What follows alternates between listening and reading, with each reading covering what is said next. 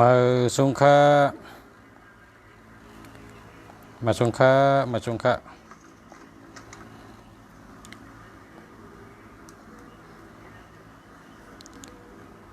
มาสงค้ามาสงค้า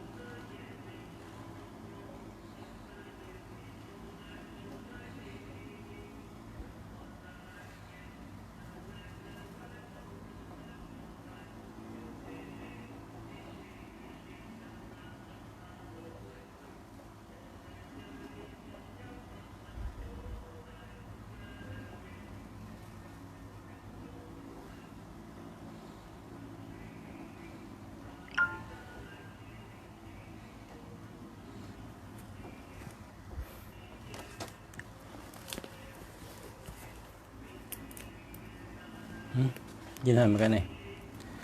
ทำด้วยกัน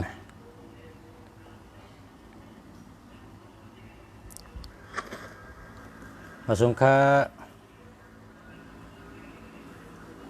เจอถึงปอตั้งแม่มาสงค้า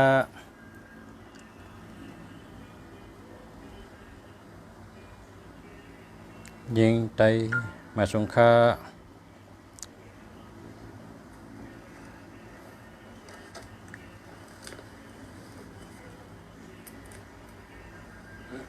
ยินดีเหมือนกันนี่ยินดียินดีค่ะยินดีค่ะ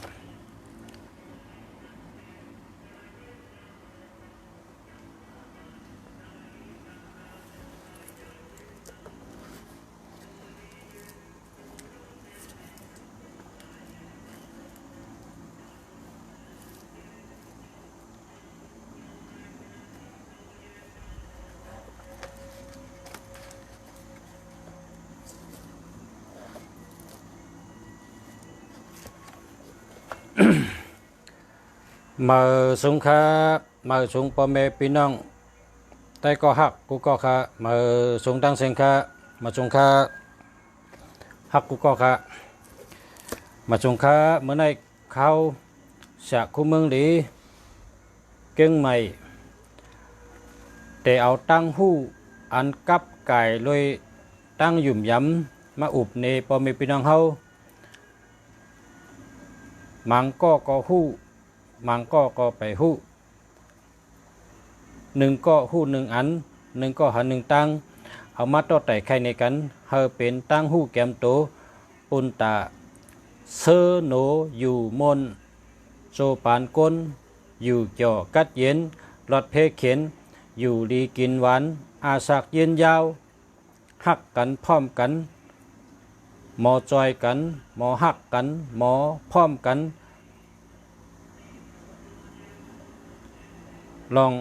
อยู่ดีกินหวานและลองขึ้นใหญ่มาสูงและลองหมากมี มาสงค้าเมื่อในอันลองหัวข้อที่หนึ่งได้บอกว่าตั้งหยุ่มย้ำพี่น้องมังก็เอา6 แมวเนี่ยเอา6 แมวมาสร้างเจอพอเอา6 แมวมาสร้างเจอเย้าเขาเจ้าถามว่าลุงสละ6 แมวใน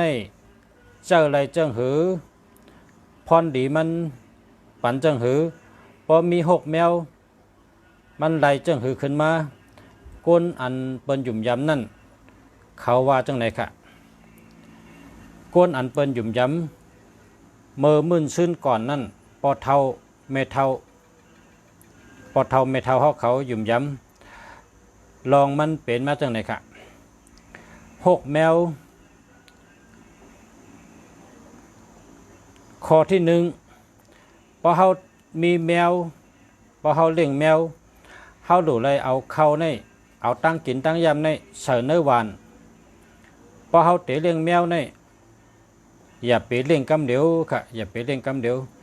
เฮาเอาตั้งกินตั้งยำปลาก็หลีเข้าก็หลีตั้งกินแมวไหลก็หลีเฮายิบใบ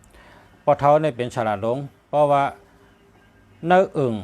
เปิ้นพร้อมกันมากันโตก็เขาบุญเขาป้องสมบูรณ์เต็มสัตว์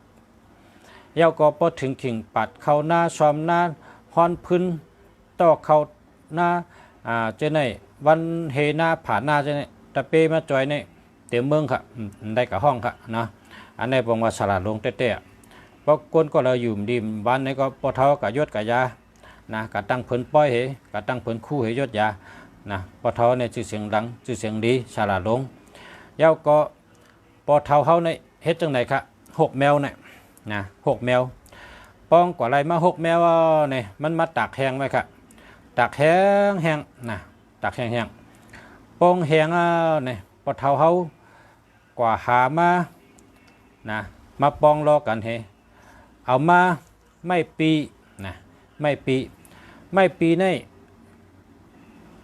บอกว่ามีพุงตันโคนะครับว่าพอเปิดหันเฮาเปิดห้องว่าปีสางปีนางปีอายปีใจปีเนี่ยพอเปิดห้องว่าปีเนี่ยเป็นนับถือเขาอ่ะนะปีสระนะพอเป็นสระก็ปีสระพอเป็นคนยิงก็ปีนางว่ะปีใจว่ะปีสางว่ะพอเปิดห้องเขาปีนั่นบอกว่านับถือเขาก็เปิดเจ้านั้นได้เขาแต่ไรก็เอาไม่ปีนะเอาไม่ปีมาไม่ปีในปอไรมาพักเสียเหี่ยวก็ตักแห้งๆก็ขึ้นตำพองๆครับไม่ปีเอามาก็มาตักแห้งตำพองเฮ็ดถึงพองอีกอย่างครับเนาะกำในซ้ำเอามาไม่ปีปอไรไม่ปีซ้ำกว่าเอาไม่เป่าครับ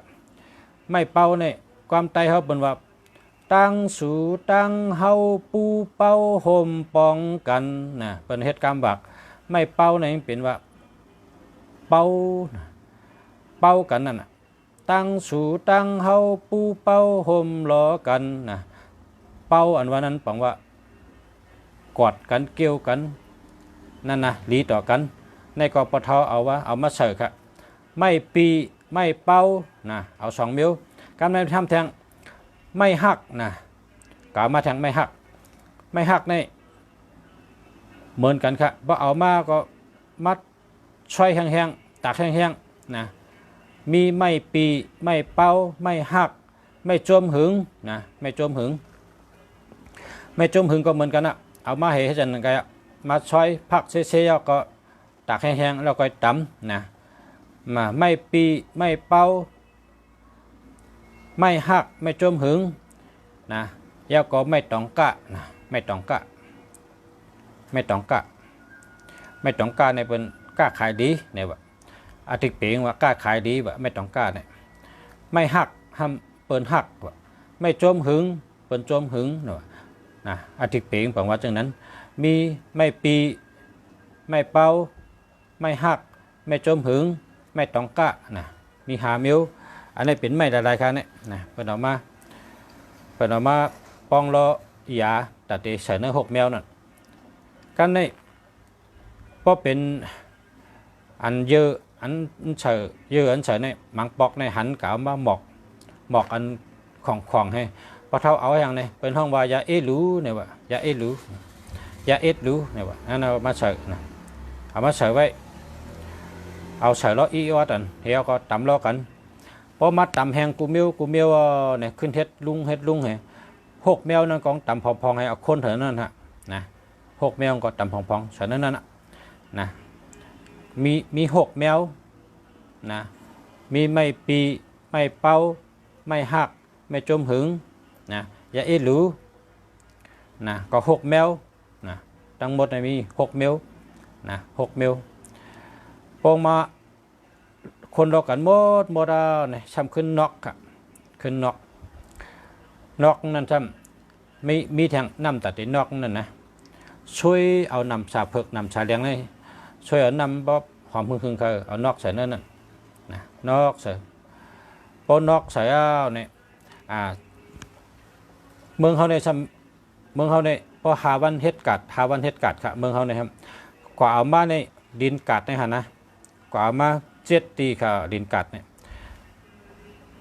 ดินกัดอะไรกามา7 ตีกามาตีอิตีเถอะมาเฉยล้อดินกัด7 ตีนะว่า เพราะกะเอาในก็กำเอามีอยู่นั่นก็ว่ากัดกันในขึ้นเดือเปิ้นห้าเนี่ยขึ้นว่ากล้วยตอบกล้วยกัดกันเนี่ยขึ้นเดือเปิ้นเนี่ยเพราะว่านั้นก็คุดเอาลิ้นแกนใจกัดนั่นลิ้นกัดเจ็ดติเอามาเฮ็ดลอกกันพอให้ลอกกันเอาขึ้นนอกให้เอาเขาเป็นก้อนไว้หั่นเนาะเป็นก้อนเอาเนี่ยป้องเป็นก้อนเอาในซ้ำขึ้นตาหักทางกำนะพอตาหักเนี่ยล้ำพิษพอดๆคันนี่เขาคำเตียกคำทางกะนะตาหักเอาเตียกคำแก่นตอกกอกกันได้เป็นตะลองอันนั้นเป็นโคช่องนะก็นะในแต่ลายป้องอันนี้แต่ก้นเมื่อก่อนเขาป้องมันหยาบมันมีหลายเบี้ยวนะก็กลางเป็นลองว่าใจ6 แมวหนังเก่าค่ะนะใจ6 แมวในเอาส่องให้นั้นก็มีพรดีว่าก้นอันหยุ่มย้ำกะก้นเจินเป็นหยุ่มย้ำเป็นว่ากล้าขายดีเมตตาดีในหนังเก่าขยะเพราะว่าเคยป้องเหมือนจังลุงสารัดมาอันนี้ได้ไล่ปะเทาเขาป้องแล้วก็ขึ้นเฮ็ดตะลองเฮ็ดลุงเห็นเนาะตาหักเมื่อก่อนในเพิ่นเอาหักตาแล้วพี่พอดแถวเพิ่นเตียกคำทั้งพอเตียกคำนึงเพิ่นเริ่มให้ห่างดีนะครับอันนี้ก็เป็นโคช่อง6 แมวเหมือนกันนะลอง6 แมวเป็นตั้งหยุ่มย้ำค่ะเนาะเป็นตั้งหยุ่มย้ำเพราะว่าลองสั่งก็เยอะนะพอหยุ่มก็มันย้ำนะพอหยุ่มก็ย้ำมันเหมือนหนัง พอเอาป้ายอันก้นมีตั้งหูเขาเจ้ารัดเนี่ยพอเอาป้ายชายวัดเนี่ยเจอเข้าในเจอจับเมียวเหลอไหนก็เมียวนั่นติปันพันดีนะครับว่ามันปองว่าพอเขามี6 แมวเขามีตั้งหยุ่มตัวเขาหยุ่มข้อสองเขาว่าเขาได้ขายลีเนี่ยหน้าตาเขาเนี่ยจืนเฉยไว้นะตัวเกี่ยวเจอเกี่ยวไว้เขาหยุ่มอจุนเขาตื่นขายลีนะเพราะเอาวิทยาศาสตร์ว่าแต่วิทยาศาสตร์เนี่ยเปิ้นสอนว่านะเปิ้นสอนว่าโกนเนี่ยนะพอลูกที่สูงให้จอกลงเนี่ยจอกตกตึกเฮินตึก8 จั่นนะจอกตกเฮินตึก10 จั่นปองจอกตกเนี่ยมันมีเผยค่ะอันเด็กจอกตกเหี่ยวก็ตกนิ่มอยู่ในรวมเนี่ยมันมีเผยให้เมียวค่ะนะ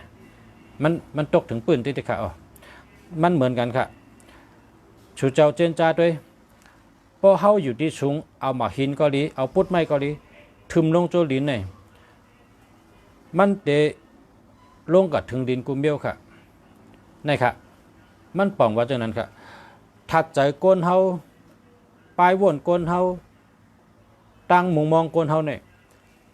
ปลายใจก้นเฮานั่นพอเฮาวนว่าลองเลยก็อย่าอันเฮาวนนั่นอันเฮาใจจับนั่นถัดเมื่อนั้นติมาจูเฮาค่ะถัดเมื่อนั้นติมาจูเฮาพอเมื่อเฮาวนว่าเฮามีโค2 หลีเฮาเตะขายหลีเฮาตื่นขายดีเนี่ยมันมีแห้งใจค่ะเฮามีโค2 หลีเฮาตื่นขายดีเฮาตื่นได้ขายดีเนี่ยก็เปิดแห้งใจมันเต็มไปในใจขนาดในคนเฮาขากูก็เพราะใครฮู้ว่าเหมือนหื้อเนี่ยเหมือนหนังลุงสาวนั่นน่ะเพราะอยู่ที่สูงเอามาหินทึมลงเนี่ยมันลงถึงดินเนี่ยก็เปิดที่ดินเนี่ยเป็นถัดจันมันค่ะนะมันมีสังเอาหางทึมลงเลยคือตัวเนื้อร่มเนี่ยมันมีเหมียวนะเหมือนหนังเพราะใครหูทางเมียวก็เหมือนสันเล็กนะสันเล็กเนี่ยเป็นห้องว่าเมเล็กเพราะเมเล็กเนี่ยเพราะเอากระจำจากสังเนี่ยเล็กเนี่ยมันจะยกมากอบกับสันเล็กในคำเดียวนะเนี่ยเป็นห้องว่าถัดแห่งจันเพราะเขาคำมีโค2ในโค2 เมียวเลยก็เยอะเพราะเจ้าเก่าอ่ำยุ่มมันปันพรดีเจ้านะก็เปิดเจ้าเก่าอ่ำยุ่มนะเพราะว่าเจ้าเก่ายุ่มเพราะไหนได้นะเพราะว่าเจ้าเก่ายุ่มตัวเก่ายุ่มน้ำกัดตัวเก่ายุ่มตั้งลาดเจ้าเก่ายุ่มตั้งเฮ็ดเจ้าเก่ายุ่มปีญาเจ้าเก่าเพราะไหนเพราะว่าตั้งยุ่มย้ำเต็มหมู่เพราะไหนได้หน้าตาเขาก็สดชื่นหน้าตาก็จืนเฉลีน้ำใจก็เขาเฉลีตั้งเฮ็ดก็หมันแม่นดีตั้งลาดก็แค้มดีลองกับ10 ก้นก็หมอนะเพราะนั้นตัวเขาเตรียมทนลองกูปลายอันลองดีนั่นเพื่อนไหนจึงเมียวดีนั่นตื่นเด็กเขามาจูเจ้าเก่าอ่ำห้างค่ะก็เปิดว่าตัวเจ้าเก่าเนี่ยมีตั้งหยุ่มย้ำตัวเก่าหยุ่มย้ำน้ำกัดเจ้าเก่าหยุ่มย้ำตั้งเฮ็ดเจ้าเก่าหยุ่มย้ำว่าเจ้าเก่าเนี่ยเป็นอันเฮ็ดไรว่าไร มันแม่นนะเพราะเจ้าเก่ามีตั้งหยุ่มย้ำขึ้นตัวเจ้าเก่าบนในจึงอันลองดีนั่นตื้นเข้ามาจู่เจ้าเก่าขึ้นขาออกเพราะว่าเจ้าเก่าอ่ำยุ่มบนในจึงซ้ำไปว่าเปิ้นรัดว่าเมียวในลีเนี่ยเพราะเจ้าเก่าอ่ำยุ่มอันนั้นก็มันจอยเจ้าเลยก็เพราะว่าทัดมันทัดมันจันกันเลยเพราะว่าทัดจันกันเนี่ยนะเพราะทัดจันกันเนี่ยพอเขาวนถึงรองเหลอเมียวนั่นก็ติเข้าหาเขา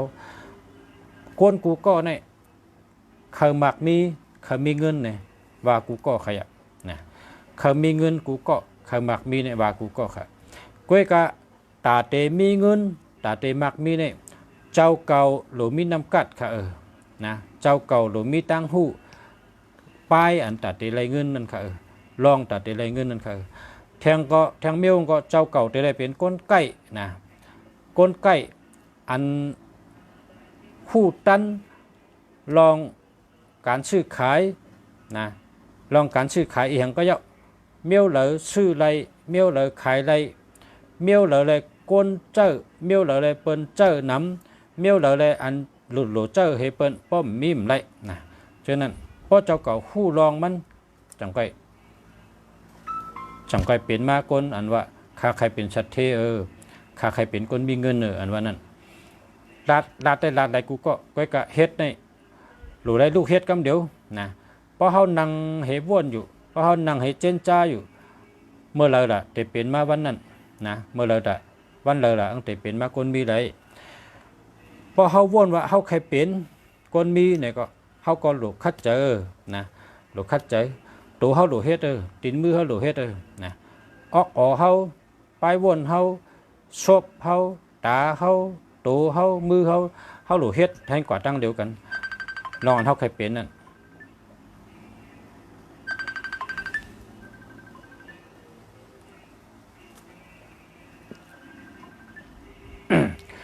ก็เปิดจนนั้นแหละเขาคาลาดว่าลองหยุ่มย้ำเนี่ยลองหยุ่มย้ำเนี่ยพอเขาหยุ่มนะพอเขาหยุ่มแห้งเจอแห้งโตแห้งน้ำกัดอันเขาหู้ว่าอันเขาหู้นั่นน่ะพอเขาหยุ่มมาเนี่ยเขาหู้ว่าเขาหยุ่มมาเนี่ยเมียวนั่นเองเป็นทัดใจของอันเขาทัดใจใหญ่ดวงของเขาเต้ตาเตอ่องไรตาเตเป็นคนมีไรนั่นนะคนในลุงสาวว่ามีข้าวยามเศร้าสีจูมองเป็นกันกูก็นะกูก็มีข้าวยามเศร้าสีจูมองเหมือนกันก็กะข้าวยามเศร้าสีจูมองเนี่ยพอเราเตเหตุการหาเงินหลายจูมองต่อวันเนี่ยอยู่ตีตั้งเฮ็ดเจ้าเก่าในข้าวยาม12 โมงใน12 โมงเนี่ยเหตุการณ์ตัดอะไรเงินหลายชั่วโมงอยู่หลายชั่วโมงซุ่มข้าวยามกว่าย้อนให้ลองหลายชั่วโมงพอเขามาเอาออกเป็นชั่วโมงเนี่ยตาเขาเหตุการณ์มักมีเขาอันเขาใครมักมีนั่นเขาสำเพ็จหลายชั่วโมง1 วันเนี่ยนะเขาสำเพ็จหลายชั่วโมงเขาลูกเจ้าเนี่ยเขาลูกมาเนี่ยเขาเนียดเฮ็ดนำปัด1เฮ็ดอันไหนนำปัด2เฮ็ดอันไหนนำปัด3เฮ็ดอันไหนเนี่ย1 วันที่เขาลูกมาเจ้านั่นเขาลูกมาวางแผนไว้ตำวางไว้หน้าการเท่านั้นเมียวในเขาเฮ็ดเจ้าหรือทั้งเมียวในพอเมียวในอยู่หรือทั้งเมียวในเขาเลยตำเปิงปูนพรเจ้าเก่าไว้นะเขาลูกตำเปิงปันตัวเก่าเขากูวันเขาอย่าไปยุ่มเปิ้นเขาอย่าไปปึงเปิ้นนั่นมันเป็นเปิ้นไงเขาโหลยุ่มตัวเก่าเขาโหลเจ้าตัวเก่าเขาโหลตำปักเปิงบันตัวเก่าปะเฮงแมนเมียวมันตัวเจ้าเก่าเนี่ยเพราะว่าตัวเจ้าเก่าเนี่ยอ่ำขึ้นมีจีการขึ้นเปิ้นไหนจึงนะเพราะตัวเจ้าเก่าอ่ำตำจีการปั่นขึ้นตัวเจ้าเก่าไรเปิ้นไหนเขาเตะกับตำจีการปั่นเปิ้นมันแมนเขาหลุดตั้มปักเปิงบรรทุกเก่าเขาในขึ้นเปินนั่นเขาก่อนนี่กำไรเขากับเมกำไรมันเป็นเปินหลงเขาหลุดตั้มขึ้นเขาจีการเขาตัวเขาในกาเขาขึ้นเมตัวเขาในกาแมนเมลมันอันเขาใครเป็นก้นมีอันวันนั้น อันเฮาใครเป็นคนมักคนมีใครเป็นคนมีเงินอันนั้นเฮาทัดสร้างตัวเก่าด้วยแล้วก็ตำจีการบันตัวเก่าด้วยเฮาอย่าไปกับตำบันเปิ้นนะ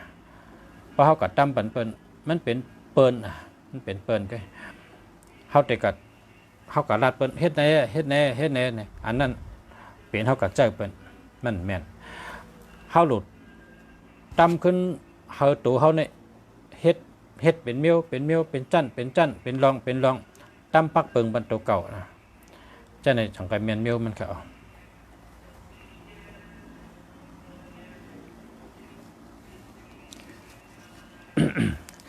ดัดน้ำอุบน้ำกำเนิดครับ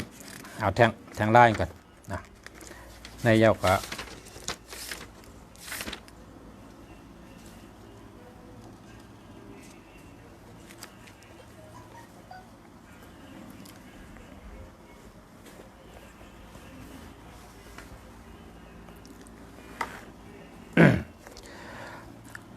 พี่น้องทำมาลอง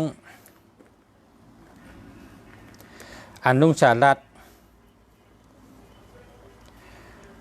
พักดูเฮิรนนะครับว่าเขาปองเจอนะครับเนาะ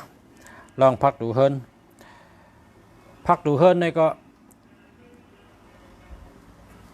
เหมือนลุงสาเดรัดในสุเจ้าว่าพอเฮาลูกตั้งนอกเฮิรนนะพอเฮาลูกตั้งนอกเฮิรนนี่ให้ได้อีเขาเฮิรนกับให้ในเขาเป็นห้องผุยเข้านะเขาเจ้าว่าพักดูอันผุยเข้าพักดูอันผุยออกเป็นจังหือละเนี่ยว่าคำยำหันให้ปอกกำในว่าลุงฉากก็ว่าพออยู่ตั้งนอกผุยในก็อีเข้ากับในก็อันนั้นน่ะเป็นผุยเขาเฮิรนพออยู่หน้าเฮิรนจ้ำจันไม่ในเขาเพราะจันไม่ในจ้ำบอกว่าผุยเข้าเยอะเขาทำว่าช่องวาลี1 วาลี1 วาก็เลี้ยนะ2 วาก็เลี้ย1 วาก็ลี2 วาก็ลีก็น่ะอันลุงสารัดเนี่ยรัดเธอว่าพักดูเฮิรนให้เลยผุยเข้าไว้นะเพราะผุยเข้าก็โหปากนะเศร้าสุเจ้าไรอ่ะนะในปากนั้นน่ะแต่เศร้าในสุเจ้าไรก็ว่าลองดีมันนะพักดูผุยเข้า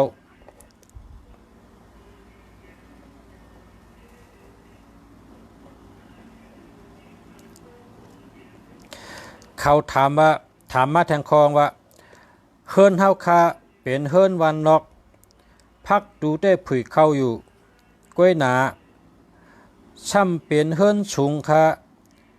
เป็นหือคาเนี่ยว่าเป็นเฮิรนสูงเนาะเขาถามมาจังไหนก็ไล่ครับจังหนังก็ในถามมาในว่าเฮิรนเฮาคาเป็นเฮิรนสูงอยู่จั่นเดียวกันเฮิรนได้เฮิรน2 จั่นแต่เนี่ยมันอยู่เฮกก็นะขึ้นเมื่ออยู่ตั้งเหนือนะเฮิรนจะในก็ผุยเข้าอะไรอยู่เจ้าถามว่าห้องน้ำก็มีเนื้อเฮิรนทางพายก็มีเนื้อเฮิรน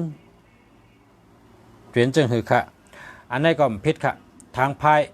ก็มีแทงตีงก็ไว้เตรียมเดือเฮิรนนะ2 ไพ่ก็มีแทงตีงก็ไว้เตรียมเดือเฮิรนเฮ็ดไหนก็ค่ะแล้วก็เขาถามมาว่าเตอเฮิรนพอมันเป็นปังปลื้อมีอันกังสังจองพิษค่ะนะมันพิษค่ะก็กะอาทิตย์เปมันเป็นจังไหนค่ะเพราะว่าเฮิรนเนี่ยเป็นเฮิรนสูงเตอนะซ้ำปังปลื้อไว้มีสังเฮมีผันนอนปนไหนจึงเฮิรนนั่นอยู่ดีกินหวานค่ะอยู่ดีกินหวานลองอยู่ดีในแคมเพราะว่าลมในกว่าทั้งปืนเหี้ยเฮ็ดให้คนอันนอนหรือเฮิรนนั่นอยู่ดีกินหวานค่ะอยู่ดีกินหวานอายุยืนยาวค่ะไล่ลองอยู่ดีกินหวานกล้วยกะไล่ลองไผ่มากมีค่ะไล่ลองไผ่มากมีเพราะว่าไผ่มากมีเคยเป็นคนมีเงินจึงเหมือนหนังว่าลมมาปัดกว่าป่องเปียวกับมดแลมีติเก็บลมสั่งเป็นน้ำไหลมาก็น้ำไหลป้นกะมีผายเหมือนเฮาหันเมน้ำมีผายนั่นเย้าน้ำเกเหลอน้ำหองเหลอน้ำห้วยเหลอมีผายจึงเก็บน้ำไว้เจ้าไหลน้ำไหลมาก็ป้นกว่าเจ้านั้นก้อย เฮิรนอันเฮ็ดชุงเสแดตั้งเตอมีเผยอยู่นั่นก็เหมือนหนังเมน้ำไหลป่นไหลผ่านกว่าจังนั้นเสแดมีผายนั่นคะเพราะว่าเมน้ำไหลมีผายเพราะไหนจึงมีหนองเก็บไว้พอมีหนองน้ำลึกเป็นตึงป่าก็มีน้ำก็อยู่เฮิรนก็เหมือนนั้นคะสังว่าเฮ็ดเฮิรนจึงเฮาผุยพักดูเขาเย้าก็มีลมอยู่ไว้ในเฮิรนมีน้ำอยู่ไว้ในเฮิรนในก็ป่าก็มีก็ปองว่ามีเงินค่ะอ๋อเก็บไว้น้ำรายจ่ายในก็ปองว่าหมักมีเงินคำหนำนั่นคะในเป็นข้อตอบค่ะเพราะว่าเฮิรนอันถามมาในเฮิรนสูงค่ะสองไพ่ก็มีตีทางไพ่ก็มีตีเนี่ยพิษค่ะนั่นพิษเต็มพิษก็น่ะเป็นเฮิรนอยู่ดีกินบานก็มันใจเฮิรนแต่เป็นชัดเทค่ะเนาะมันใจเฮิรนแต่เป็นชัดเทเมืองอันเปิ้นขึ้นใหญ่ในตีอันก้นอยู่จู้กันนำตีอันก้นนำอยู่เศร้าและปื้นลิ้นเป้งนะปื้นลิ้นเป้งเหมือนนากองนั่นก้นก่อเฮ็ดเฮิรนซับกันป้อหนังขับต่อขับแตนปื้นเฮิรนก็เป้งกันลีเสป้อเฮิรนเดอเฮ็ดพักดูก็มีขอบดินพักดูป้อป้นขอบดินพักดูเข้าเฮิรนจึงเป้งเหมือนนากองเลยว่าเฮิรนนั่นเป็นสัตว์เทไรนี่ค่ะเจนจาตัวค่ะเนาะเพราะว่าเฮิรนอันเฮิรนในเฮ็ดแล้วก็มีขอบพักดูเฮป้องป่นขอบพักดูเข้ากาวในเฮิรนเป้งเหมือนหน้ากองนะครับว่าเขาว่าเฮิรนเป้งเหมือนหน้ากองเพราะฉะนั้นได้เป็นสัตว์เทไรนะครับเนาะ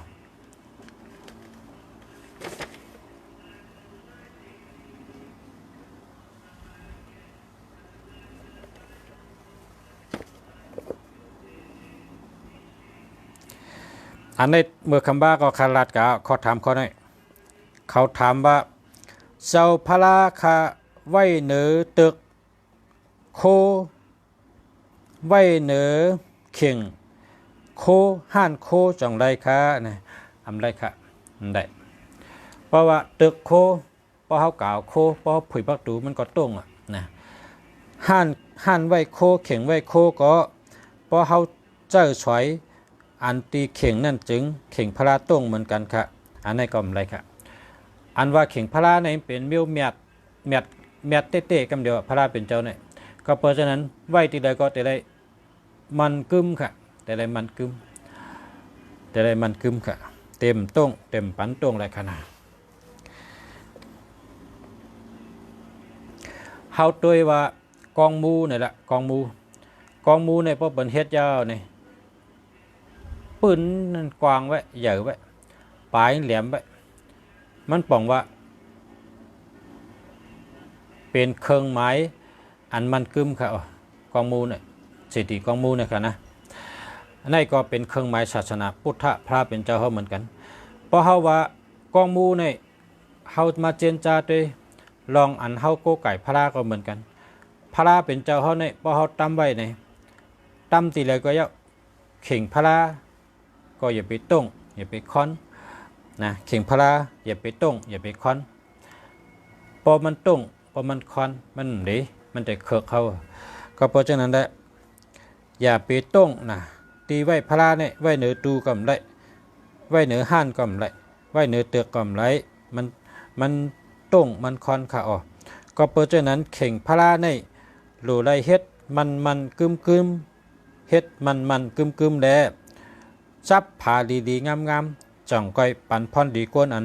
ไรโกก่อยมันค่ะในเนาะในมีนักจำค่ะเนาะอันนี้นักจำ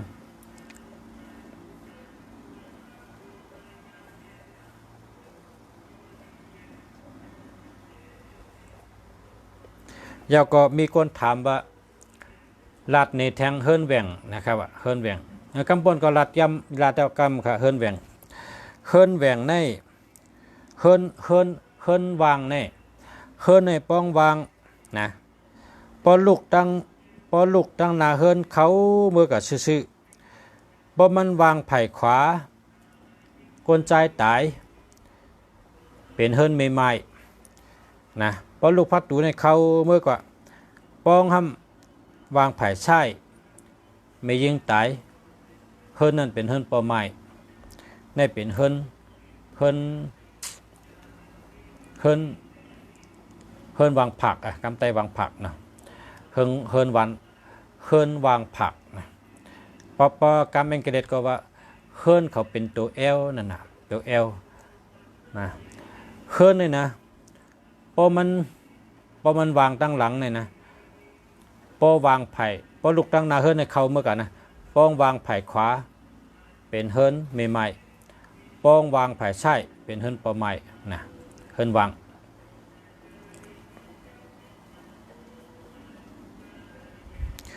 มันเตะเขกคนอยู่เฮิรนนั่นนะยาวก็พักดูนะมังตีเนี่ยเฮิรนก้นเนี่ยนะมันยาวลงเขาก่าเฮียก็กะฮอดกลางเฮิรนนั่น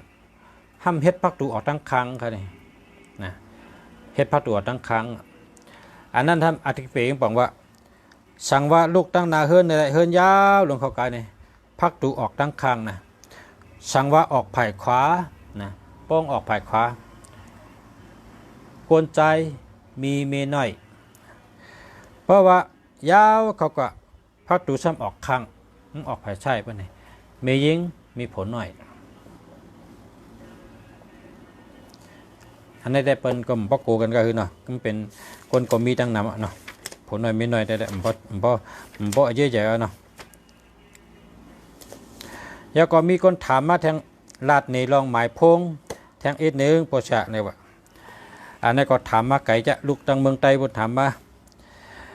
หมายพงในอันที่ลุงแฉว่าอย่าไปเจอนั่นมีอยู่6กูก็ค่ะต้องไว้กันนะ6กูเนี่ยอย่าไปเจอนะตัวนับอันเปิ้นว่าอย่าไปเจอลาจำโดไดวีกันทางเผยห้างมันอย่าไปเอาอย่าไปเจอจำ1 2แล2 1อันนี้เปิ้นอ่ำหักนะลูกล้างกันก็อ่ำหักโพเมกันก็อ่ำหักพี่น้องกันก็อ่ำหักกันควรอยู่จ้อมกันก็อ่ำหักกันนะครับ1 2แล2 1นะครับนะเฮ้ยอย่าไปเอาละ1 3แล3 1อันนี้ก็เพราะเป็นรหัสมันได้อะไรอยู่นะเพราะเป็นรหัสมันได้พิษนะก้อยกะเพราะตั้งปลายเนี่ยเพราะตั้งปลายเนี่ยอะไรเพราะตั้งปลายเนี่ยเพราะพิษเนี่ยเพราะว่ามี7ตัวตั้งหลังเนี่ยกะ7ตัวตั้งหลังเนี่ยอย่าให้มีละเพราะมันมีปนไหนจึงแต่เป็นว่าต่อชายใหญ่เจอปิดเจอแก้มเจอลำง่ายมิลับเนี่ยเพราะเป็น7ตัวหลังนะอันนี้ก็วีเห็นนะ1 3 3 1เพราะเป็น7ตัวหลังก็1 2 2 1เปิ่นหัก1 3 3 1ต่อชายใหญ่เจอปิดเจอลำง่ายต่อชายใหญ่เจอแก้มมิลับ1881นะครับว่า1881เนี่ยหลี18ก็ดี81ก็ดีอันนี้ซ้ำเปิ้นซื้อโยต่อเฮานะเปิ้นแหลนเฮาเปิ้น8เฮาเปิ้น9เฮาเฮ็ดการต่อเฮ็ดดีต่อเปิ้นเฮ็ดการปันเปิ้นเจอในก็เฮ็ดนำก็คือก็เย้าเปิ้นฮู้เกจูที่เฮาขึ้นเฮ็ดดีอยู่ก็เปิ้นหันดีเฮ็ดเกจูปันเปิ้นก็เปิ้นฮู้เกจูเฮาเฮ็ดอันจอยเขาซ้ำฮูเกจูเฮาแลวายมากดต่อกันนะชื่อโยต่อกันคบญาจังไหนเย้าเนี่ยอันนี้ก็18นะ18แล81อย่าไปเจอนะแล้วก็ทางอันตัว27ตัว72นี่ก็อันนี้ก็เวเหอันนี้จำว่าบ่เผอเจอ27นั้นก็72จึงเปลี่ยนก้นหาเงินหลายปีหลายเดือนก็มีเงินเก็บมีเงินจุมีเงินหอมไล่เซ็งไล่จ่ายไล่มากก็เซ็งกว่าขึ้น5 ปี6 ปีก็ยังเป็นเหมือนเก่าอยู่ก็เพราะว่าตัวนับ2772ในเป็นตัวนับมีเงินเป็นตัวนับผ่านเงินในคำว่าสังว่าเคยเวก็เคยเวกันกูก้นตา27นั้นก็72ในมีเงินตัวนับผ่านเงินนะครับนะกำในมาด้วยทางตัวนับ 37อำนั้นก็73นะครับตัวนับ37อำนั้นตัวนับ73ใน7ตัวตั้งหลังนั้นอย่าไปมีดาราสั่งว่ามีจึงว่าเตเป็นก้นเฮ็ดการเห่อใดไข่ย่อยเฮ็ดตินสินอ่ำแห้งตินเชื่ออ่ำแห้งเสตากอเปิ้นตื้นอ่ำหรูเฮาจางยาเพเปิ้นนิกจากเป้กินรู้ก่อนสั่งเป็นก้นเฮ็ดฮอมอตอสังแกฮอกาก็จังยากาปินกาปินกาผ่ากันเลยเย้าเนื้อ7ตัวตั้งหลังอย่าไปเจอลา3773เปิ้นห้องว่ากลเรียกกลตองเพราะเผอมีในทุกข้าหนาเหมือนหนังหมักปักหรือแห้งไก่อ่ำเป้ก็กาไลเฮ็ดเฮืออยู่ก็กาไลคำเป็นกามให้เป็นบทหนากว่าจูเผออ่ำมีก้นรูเชมกาเฮ็ดการเฮือหยาบมากก็เปิ้นอ่ำตอนทับเสปอกในก็มรู้ใจค่ะเนาะพอมีตั้งเนื้อ7ตัวตั้งหลังในเฮเวเฮละนะอย่าไปใจละ3773นะมาแทงกูหนึ่งนะครับเนาะมาแทงกูหนึ่งตัวนับ67อำนั้นก็76ในวะสังว่าเนื้อ7ตัวตั้งหลังนั่นจึงอย่าไปใบละเพราะเผอมี67อำนั้นก็76เนื้อ7ตัวหลังเพราะไหนจึงไล่ว่าอ่ำถึงขิงตายก็ตายอ่ำตันตายก็ตายอ่ำตันลู่ก็ลู่อ่ำตันชุ่มก็ชุ่มอ่ำตันผัดกันก็ผัดกันก็หักกันได้อยู่ก็ตีก็ตั้งโผเมกันก็ได้อยู่ก็ตีก็ตั้งมังก็อ่ำผัดดิบก็ผัดตายเขาว่าตัวนับอันนี้เป็นว่าม้วยหลงนะครับ1หึงก็1ม้วย1หึงก็1ม้วยม้วยกว่าเซ็งกว่าชุ่มกว่าเซ็งกว่ามดกว่าวายมาก็ผ่านลงกวยเยาว่าตัวนับ67และ76ถึงสังมีก็เฮเรียกเชตาว่าเนื้อ7ตัวหลังอย่าเฮมีลาหนังกาวามาตัวนับมีอยู่6กูค่ะตัวนับ1 2 2 1 1 3 3 1 1 8 8 1เนาะ2 7 7 2 3 7 7 3 6 7 7 6ก็นั่นก็เฮเวเสลาเฮเวเสตาเลียวหรือเสในก็มีแทงข้อหนึ่งค่ะว่าสังว่าเวไลจึงว่าเพราะกว่าชื่อหมายพงในก็เฮาเอาศูนย์มันตัวเหลวในรีเซเปิลค่ะก็เปว่าศูนย์อันว่านั่นปองว่ายอกานะครับโอ้พอมีศูนย์นำจำยอกาน้ำนะครับกันนั้นก็แค่มาค่ะเนาะในเมื่อในแต่มี2-3ลองข้าวยำก็1 ชั่วโมงนะพอมีพี่น้องเขาค่ะอันถามมาหมายพงนั้นก็นี่หลายก้อมกันด้วยกันลำเต้ลู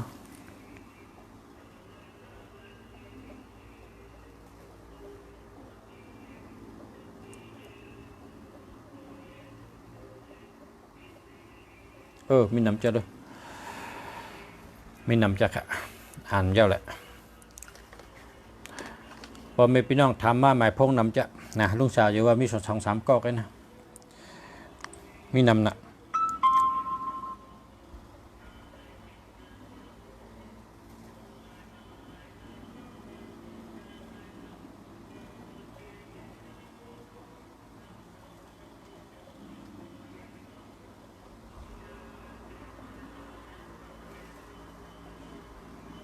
มีน้ำ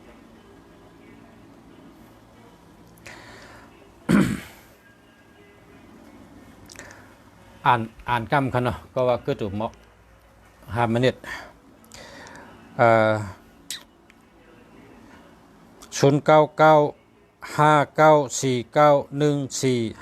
0995949142อันนั้นดีครับอันนั้นดีเตะๆคันนะ0994238871อันนั้นก็ดีค่ะนะ09กันต่อค่ะ0829517238อันนี้มี72ค่ะพอมี72เนี่ยเอาค่ะเนาะ8ให้ละ0933346121อันนี้ก็8ให้ค่ะเนาะเอาค่ะ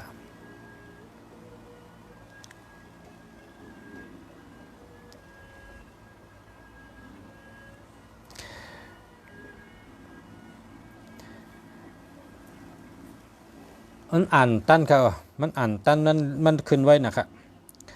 0948887142 08385485อันนั้นดีครับนะ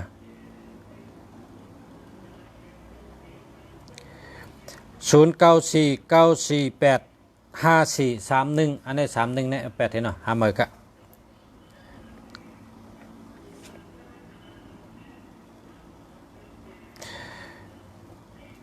0805133021อันนี้ก็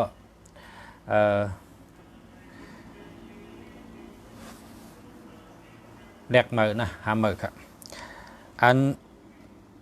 มีก้อนหนึ่งถามลอง ลองกีอันนี้ลองกีอ้างในก็อันกับศึกมาตั้งหมายพงนะได้ลาดปันกีอะไรอยู่ครับอันว่าเปิ้นผังอ้างที่แก่นะกับศึกตั้งหมายพงมาค่ะถามมาตั้งหมายพงค่ะเนาะในมันจังตอบค่ะ0619833142อันนี้มี31ครับก็มี31เนี่ยเอา8ให้หามาครับ08ก็ต่อค่ะ04ก็4483328อันนี้ดีครับดีเต๊ะๆครับ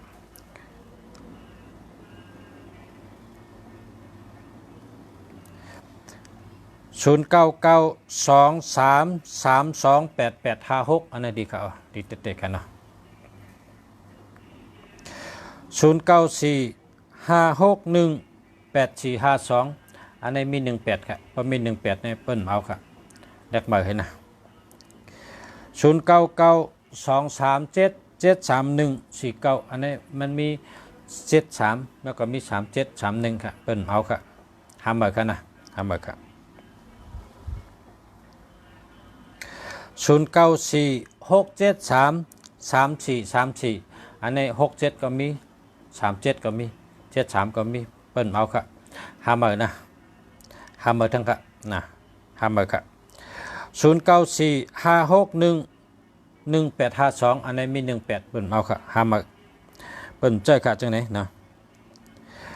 0945629090นะเพราะศูนย์นำในย่อการนำเขา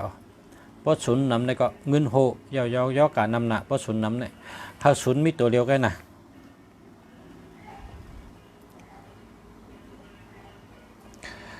0988862626อันนี้ดีค่ะดีเต๊ะๆค่ะนะ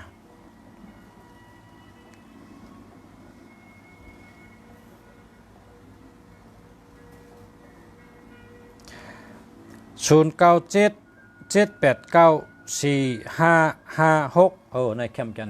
นะเข้มกันอันนี้ดีค่ะดีเต๊ะๆค่ะนี่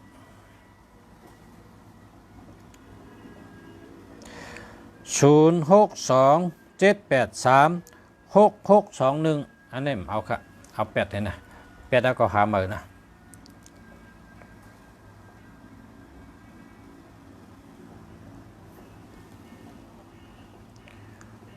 091889นะแดนกวางเลยมานะ89669294อันนี้มันมี18ครับว่ามี18เป็นใช่ครับหามือนะ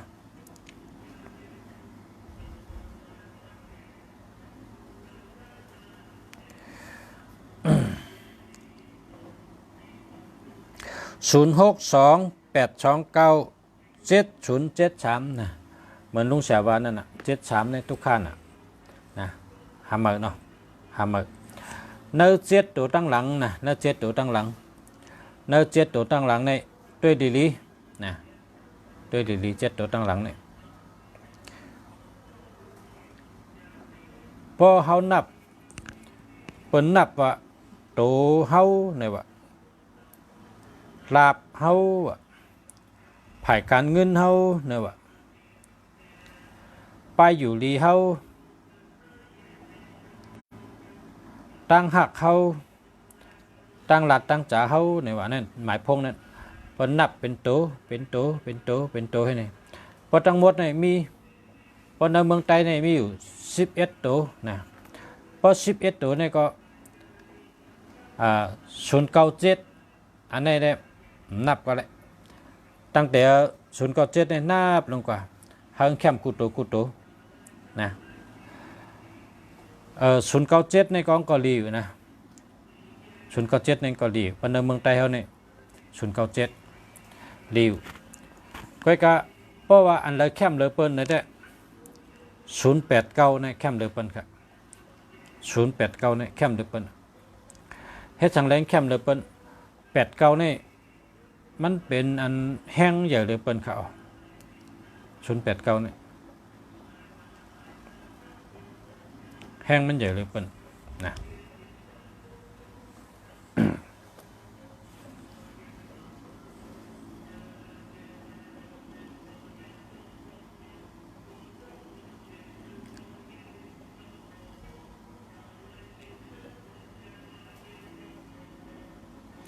0945896395โอ้เข้มกันเนาะอันนี้ได้เป็นคนหมักคนมีอยู่เนี่ยอันตัวนับอันหลังเนี่ยเพราะเผอหาอะไรก็หานะตัวนับมีเงินนำมันเนี่ย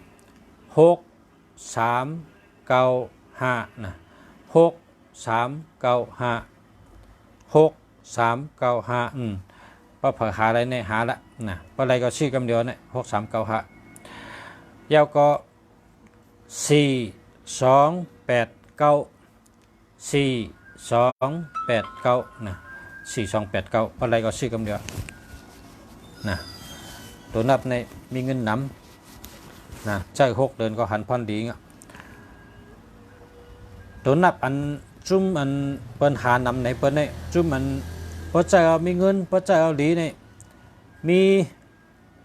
789 289 456 168 782 428 328 159นะจนในเปิ้นหาเผอก็ใครเป็นเจ้าของเผอก็ใครเป็นเจ้าของเผอก็ใครมีไว้ตั้งแต่เมื่อไหร่เนี่ยนับกว่าตั้งนาทั้ง10 ปีนะเปิ้นได้เจอตัวในหาเงินแกเปิ้นได้เจอพงในแกกวนกูก็เฮาคัดเจอเลนพงไว้น้ำเล่หลาไว้น้ำก็เลย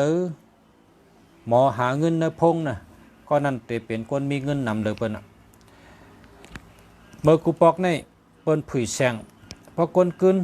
หรือมีคนจอยน้ำหรือมีตีกึดสังเกตตีกึดกาว่าจังได๋หรือมีคนตอนหับอ่ะหรือมี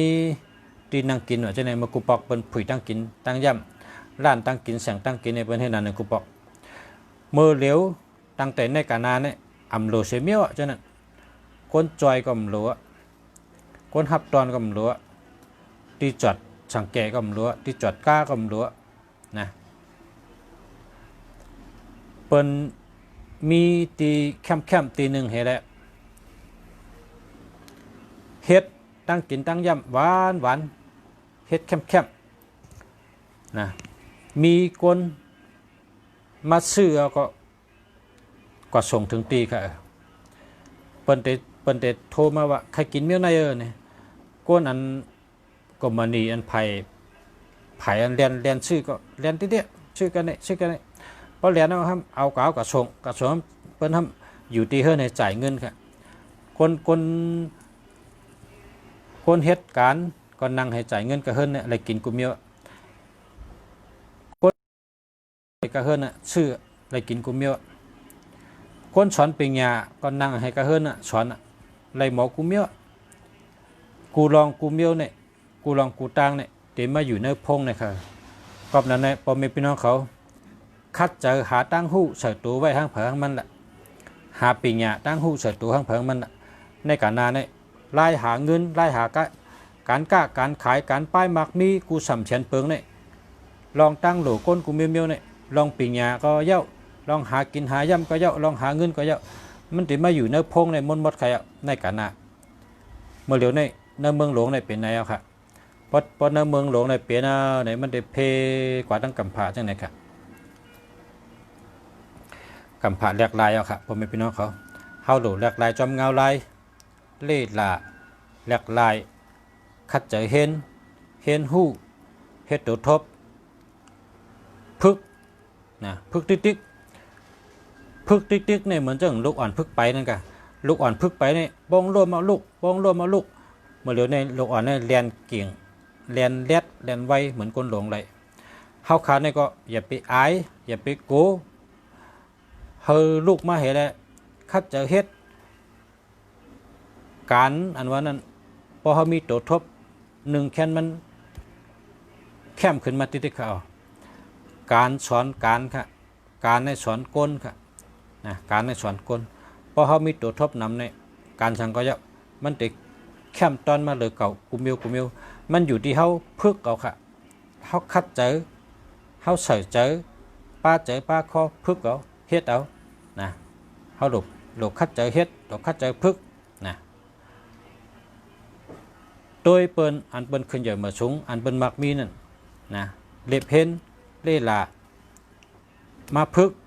นะพึกเฮ็ดมันเตแคมมันเตเล็ดมันเตหมอมันเตลักตัวตอนมาติดๆไว้มันเตมักมีมาติดๆไว้มันอยู่ที่เฮาคัดเจอเฮาดูพึกเอาเพราะพึกเนี่ยเฮาเตดีกุมเมียวเพราะพึกเฮาเตเป็นกุมเมียวนะปีญาในไล่สอนมีสีเมียวแกกามปาลีเป็นว่าชูจิปุลีเนี่ยเป็นกามปาลีกามพระเป็นเจ้าชูจิปุลีพอกามไตเขาก็ว่าถอมน้ำแต้มน้ำว่าน้ำถอมน้ำแต้มน้ำว่าน้ำต้วยน้ำมีสีเมียวก็พอต้วยกวนต้วยที่เดียในก็หมอมาเพราะวาดดิกเมื่อเขาเป็นดอนนั่นเขาเป็นเจ้าสังนั่นจักดิด้วยน้ำบาน้ำพอเป็นก้นอาทำเต็มดิกมันก็หมอดีกว่านะก้นอาในเต็มมันก็ขำรัดอะไรเลยเต็มดิกก็หมอพอเป็นก้นอันมังกรในเปิ่นมีมือในก็ถอมดิกพอถอมดิกเนี่ยมันหมอมากค่ะไล่ช้อนปีญาเนี่ยมันมีอยู่4ไล่แกไล่4ไล่เนี่ยถอมน้ำเต็มน้ำด้วยน้ำอ่านน้ำนะมี4ไล่พอเฮ็ด4ไล่เนี่ยหมอกูก็ลักกูก็แลดกูก็แลดเชลกูก็นะสติพอมีสติมาปัญญามีนะมาสุงค้าพอมีพี่น้องเขากูก็กูก้นค่ะย้อนสู้ให้ขึ้นใหญ่มาสุงค่ะเขาย้ำเต็มค่ะย้อนให้ขึ้นใหญ่มาสุงกันกูก็ค่ะเนาะให้ขึ้นใหญ่เฮิงให้ขึ้นใหญ่เฮิงกูก็กูก้นค่ะย้อนให้อยู่ดีกินวานเก็ตย้อนให้กูก็ค่ะอยู่ดีกินวานเหตุการณ์ขึ้นอย่างมาสูงให้อยู่ดีมีเงินให้ห่างดีกึกปืนกูก็กูก้นค่ะมาสูงค่ะ